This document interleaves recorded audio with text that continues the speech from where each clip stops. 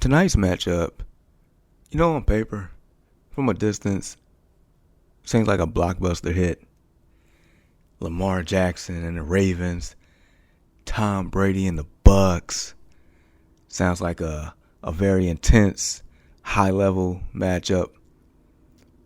But when you check under the surface like an iceberg or peel back the layers here, man, it seems like both of these teams are quote-unquote broken. And what I mean by that is, it's like we expect them to play better. We expect them to be better. A lot better than what their record is showing. But it seems like they just can't get it together. As far as Baltimore, they're 4-3 on the year. But it could easily be probably 6-1. Gave away some games. Defense let them down. Just simple mistakes or play calling, and we're here. I mean, Lamar Jackson is not only, of course he's the leading passer on the team, but he's also definitely the leading rusher. He has over 500 yards on the season already in 7 games, which is ridiculous, because that means this man definitely is on pace to run for, 1,300 yards this year? And not to mention throw for, over 3,000 as well? Probably 32, 33, 3,400. Like that. That's insane. So, for the Baltimore side, can they play some defense? Can they, actually execute in late game situations and not give up games? Because in a stout AFC conference, they cannot afford to lose this game. On the flip side, with the Bucs, look, they started out 2-0 and lost 4 out their last 5. The Bucs are averaging less than 18 points a game. But I guess, the silver lining is they're only allowing almost 18 points a game. Basically, they're scoring 17.7 and they're allowing 17.7, so they're dead even there. But this Bucs offense that has Leonard Fournette, Mike Evans, Chris Godwin, a part-time Julio Jones, Russell Gage, Tom Brady at quarterback. I mean, you expect more. Even as many times as we talk about a bad offensive line that they have, we still expect them to score more than almost 18 points a game. Because what happened when they played Carolina? They only scored 3 points. That was embarrassing. At that point, that team is broken. There's no way that you lose to a Carolina Panthers team that literally just gave away their best player for draft picks, that doesn't really have a quarterback. Wide receivers outside of DJ Moore is depleted. There's no way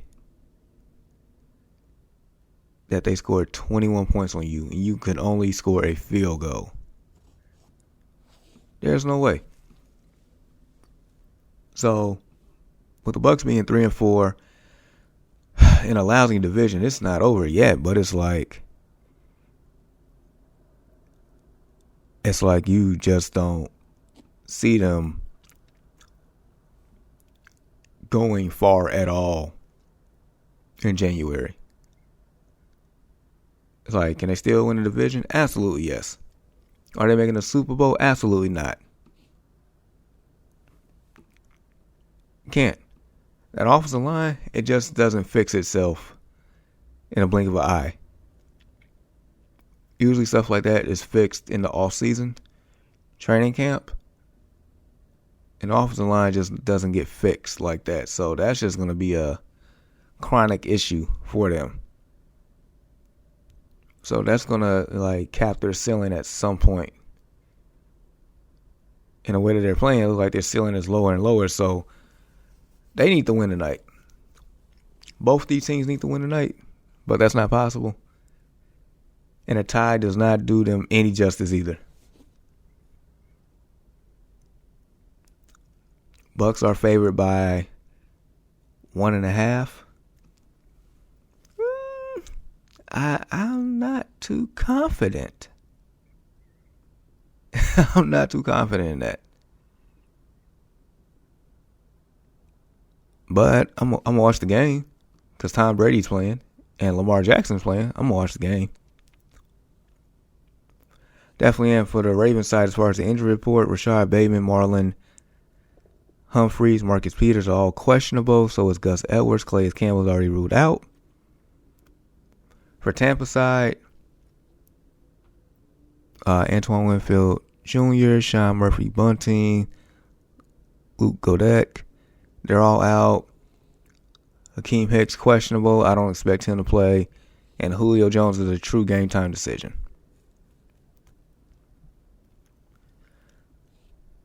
Yeah, so both of these teams are in disarray. Something has to give.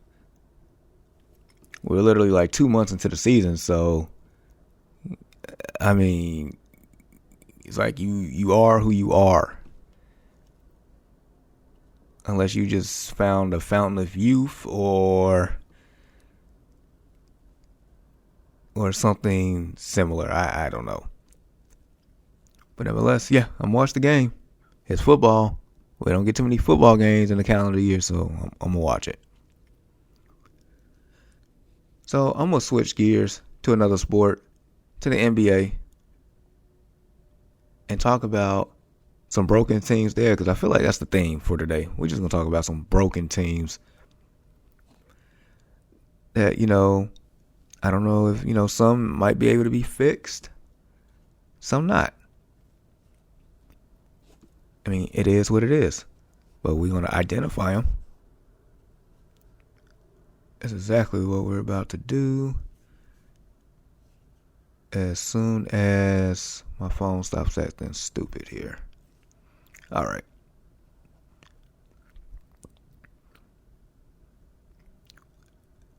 So in the NBA, there's only 3 teams without a win. The Sacramento Kings, who are 0-3. Okay. The Orlando Magic, who are 0-5. All right. And that's right. You guessed it. Your Los Angeles Lakers, 0-4. That right there, ladies and gentlemen, is a broken team. You know why? Because you have way too much star power on that team. Way too much star power on that team to not have won a game this year. Way too much. Like, for instance, they lost last night, 110-99 to the Denver Nuggets, who are 3-2. I mean, granted, I guess Westbrook didn't play with a hamstring, but I guess Westbrook, has been, quote-unquote, the problem with the team. So if you, addition by subtraction here, you would think the team would play better, right? No. That's not the case. I mean, Glass, man, Anthony Davis, he was 22-14. I think that was his first double-double of the season. 11-19 from the field. He showed up and play, and he had 5 assists. He had a good game. LeBron, 19 points, 8-21 from the field, 2-8 from 3, 9 assists, 7 boards. Overall, that was pedestrian for LeBron. Lonnie Walker, he had 15 points, 6-14 from the field, 1-6 from 3. That was okay. 3-point shooting is abysmal, but that was okay. And then after that, it gets pretty bad. Patrick Beverley only 6 points. Austin Reeves only 8 points. Matt Ryan only 6 points. Troy Brown Jr. only 6 points. Juan Toscano Anderson, 2 points. What's this? Damian Jones, 4 points. Kendrick Nunn, 9 points. They're not getting enough. They're shooting. They shot 8 of 30 from behind the arc. That's roughly 27%. The Lakers themselves has one of the worst shooting teams in the league. And for, it seems like the last 2 to 3 years, it feels like between us, the media, whomever has talked about the lack of shooting for that team. But I don't know. I feel like they just, refuse to address it. I'll put it to you like this. The Western Conference has gotten a lot better. And the way that they're playing, be lucky they make the play-in tournament right now. And then you make all these moves for nothing, fired your coach. I mean, at this point, you might as well have just kept Vogel, right? Because y'all thought that Vogel was the problem. So the guy that won the Mickey Mouse Championship for you, you're just going to get rid of him? At least you actually play defense with Vogel. Vogel was good for that. But man, it's rough right now for the Lakers. Yeah, that team is broken. Unless they make some drastic changes, the roster that's currently constructed is not going to get it done. It's just not. It's not. So another team that's almost in that category, but I'm going to just give them the benefit of the doubt. Another popular team here. I would say the Brooklyn Nets. I would say it's breaking, but it's not broken. There's a fracture, but it's not completely kaput. I mean, coincidentally, they lost 110-99, like identical score to the Lakers Nuggets. But this one here, they lost to Milwaukee. Now, I'm giving Brooklyn the benefit of the doubt here because they are still getting acclimated to Ben Simmons being part of the team. Even though Ben Simmons was acquired last year at the trade deadline, but as we know, he didn't play. He didn't even sniff the court. So now it's a new dynamic. I feel like the roster is better, and they're still missing some players that hasn't played yet. So I think they're still trying to figure out their way. But, the more and more they lose, probably more frustration and tension that builds up between Kevin Durant and front office and stuff. Now, they do have the ability to turn it around. They have shooters. They can play defense. They can run a bunch of different offensive sets. And you got 2 bucket getters. They can get their bucket anytime they want to. And then also the fact that Nick Claxton has been playing a lot bigger than people thought. Because size was one of the things that was a potential weakness for them. But he has played exceptionally well so far in the first 4 games. So that's a plus. So yeah, I'm not all the way concerned about Brooklyn. I'll give them some time.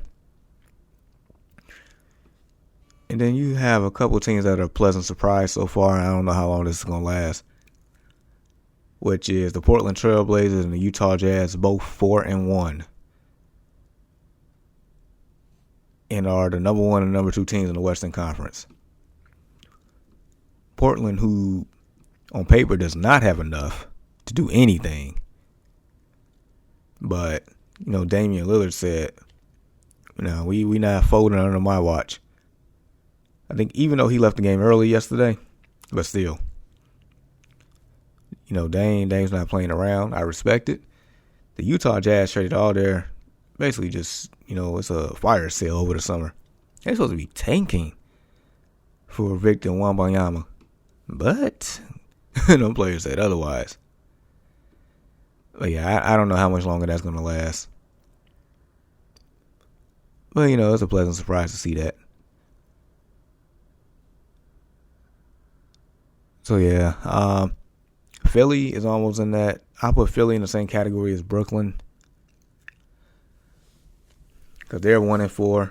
They're not broken, but they're breaking. So they're going to have to get it together.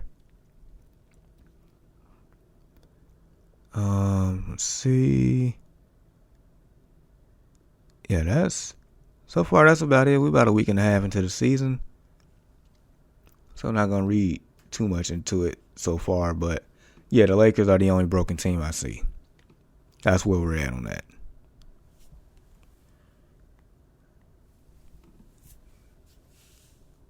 All right. So the World Series starts Friday.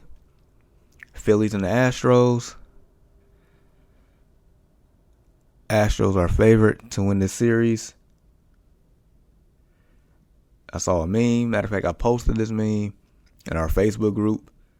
It showed Rocky and Drago, and it had the Phillies as Rocky and Drago as the Astros. But a couple people I talked to said that this matchup is even because of how good the Phillies are playing right now and how healthy they are. I'm all for underdog. So, I mean, from a fan standpoint, I would love to see the Phillies win. Bryce Harper living up to the contract. I would love to see that. Astros seem like the villain for the last 5 years anyway. But the Astros are reminding people like we didn't need to cheat. We don't need to cheat to win. We're good without that. Let me show you something. And that's what the Astros are showing. They just swept the Yankees. The Bronx Bombers, they left them at home. They got rid of them quick. That was astonishing.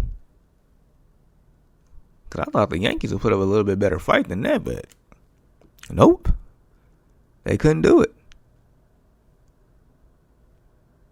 They couldn't do it. Yeah, so yeah, we got the World Series happening here. First 2 games in Houston. Next 3, if it goes that far, are in Philly. Then right back to Houston for games 6 and 7 if necessary. So yeah, I'm pulling for the Phillies. I just want to see the underdog win, especially when when it's neutral like that from my behalf. I'm all for the underdog. And then lastly, in the NFL, trade deadline is this upcoming Tuesday. My Bears ship Robert Quinn to the Philadelphia Eagles for a 4th-round draft pick. Now, for the Eagles' sake, this is basically Super Bowl or bust right now. That's a pretty good addition to their already stout defense. I mean, honestly, you can't have too many pass rushers. You can never have too many pass rushers. I think he only has 1 sack on the year. But maybe he found some new motivation now. Maybe. So I wish the best of luck to him. As far as Bears fans, I mean, there's some Bears fans that's upset about it. I'm sitting here like, what do you expect? We got rid of everybody else. You didn't think he was going to leave too?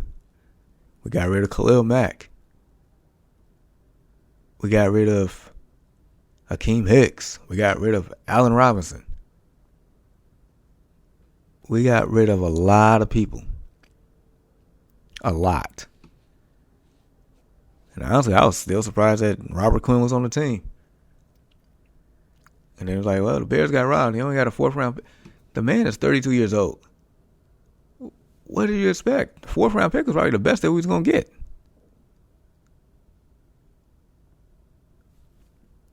So I'm kind of glad we got rid of him. Give more draft capital. Free up more cap space. Continue to, stump teams like New England on national TV. Before you know it, next offseason, hey, that Bears team don't look half bad. They got plenty of cap space they can pay me, and they got draft picks.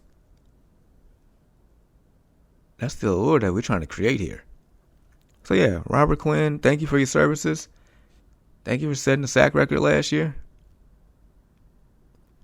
Thank you for not, giving up all hope when you was here. Thank you for showing up last year. But your time here in Chicago has come to an end. Good luck to you in Philly. The end. All right, so continue to rock with your boy right here on the No Offense Radio and No Offense Network. Catch me Saturday on the Early Morning Sports Talk podcast. One Bros, Brandon, and Ian as we break down, this past week in sports. But also give you a little Chicago-based flair with some, Chicago teams specifically. We get into that Sunday.